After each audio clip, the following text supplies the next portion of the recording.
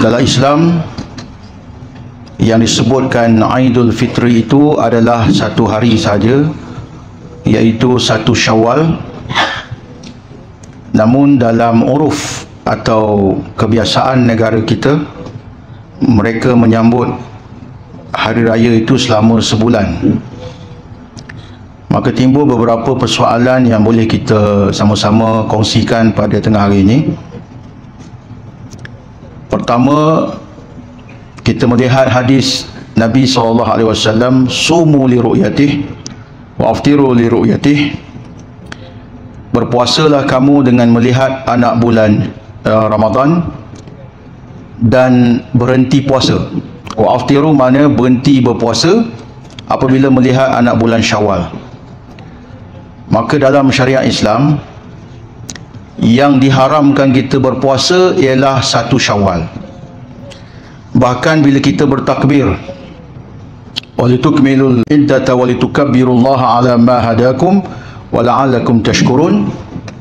Takbir Aidil Fitri ya juga disyariatkan sehingga kita solat Aidil Fitri. Berbeza dengan Aidil Adha. Ya, kita boleh mula bertakbir daripada 9 Zulhijjah, 10 hari nahar, 11, 12, 13 hari-hari tasyrik yang diharamkan puasa, ya, kecuali 9 Zulhijjah. Jadi kita melihat di sini pengharaman puasa itu adalah bertujuan supaya kita meraihkan perayaan Aidain, 2 hari raya, Aidil Fitri, Aidil Adha. Jadi bila kita kata Aidil Fitri itu hanya pada 1 Syawal, dia berkaitan dengan pengharaman puasa, pengharaman berpuasa. Adapun menjamu tetamu, ya, berziarah ataupun budaya membuat rumah terbuka, jamuan, kenduri makan dan sebagainya, yang itu berterusan. Irsyadul Fatwa siri ke-684, ya, dia kemukakan beberapa hujah untuk menyatakan bahawa tidak menjadi masalah, ya, seperti sambutan, memberi makan minum, menjamu tetamu, ya, meraihkan tetamu, berziarah dan sebagainya, yang itu tidak bercanggah dengan agama. Antara hujah yang digunakan adalah al-aslu fil asya' al-ibahah hatta yadullu dalil ala tahrim. Asal sesuatu perkara adalah harus sehinggalah datang dalil yang menunjukkan kepada keharaman perkara tersebut. Mungkin ada yang berhujah bahawa kaedah ini digunakan selain ibadat.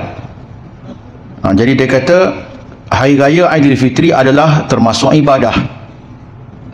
Jadi kenapa mesti diluaskan sambutan itu sampai sebulan? Saya melihat tadi bahawa yang dikatakan ibadah itu ialah bergembira pada 1 Syawal dan pengharaman puasa, yang itu ibadah.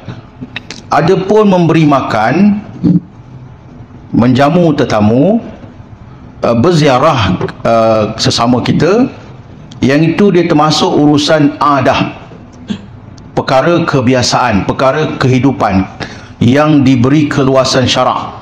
Maknanya hukum dia luas. Maka terpakailah kaedah yang disebut dalam kenyataan yang dikeluarkan oleh Pejabat Mufti Wilayah Persekutuan, al-aslu fil asya' al-ibahah. Asal satu perkara itu adalah dibolehkan, diharuskan, kecuali ada dalil Nabi SAW menyatakan, contohnya, sambutlah kamu hari raya pada Aid itu hanya 1 Syawal dan janganlah menerima tetamu, janganlah pergi ke rumah orang selepas 1 Syawal. Dalil macam itu kita tak akan jumpa. Maka itu kita menyatakan pada bulan Syawal, selepas 1 Syawal, 2 Syawal, minggu pertama, minggu kedua Syawal, minggu ketiga, minggu keempat, dan hatta masuk bulan Zulqa'dah, masuk bulan Zulhijjah dan bulan-bulan seterusnya, hukum menziarahi orang, ya, rakan, keluarga, adik-beradik, keluarga di kampung masih berterusan, kerana tidak ada larangan syarak seperti disebut hatta yadulad dalil ala tahrim. Tak ada dalil yang mengharamkan perkara tersebut. Cuma kita selalu sebut raya sebulan itu kalau dikaitkan dengan perintah agama, maka kita kata tidaklah, ya. Adakah agama suruh kita sambut raya sebulan sebab berpuasa sebulan, puasa sebulan, berlapar sebulan, kita balas dendam balik sebulan? Itu tak betul. Tapi kalau atas sebab pergi ziarah, meraihkan tetamu, ya, man kana yu'minu billahi wal yaumil akhir falyukrim dhaifah. Siapa yang beriman kepada Allah dan hari akhirat, maka dia muliakan tetamu dia. Yang itu berterusan. Jadi tak ada masalah. Cuma mungkin ada perkara yang boleh kita ubahkan, ialah kalau dah habis bulan Syawal, kita namakan sajalah majlis ramah mesra, macam tu. Saya ada jumpa juga orang jemput, ustaz-ustaz ni biasa dijemput makan kan. Bulan Zulkaidah pun dah habis Syawal, ada jamuan raya ustaz. Jamuan raya kita buat dekat balai raya.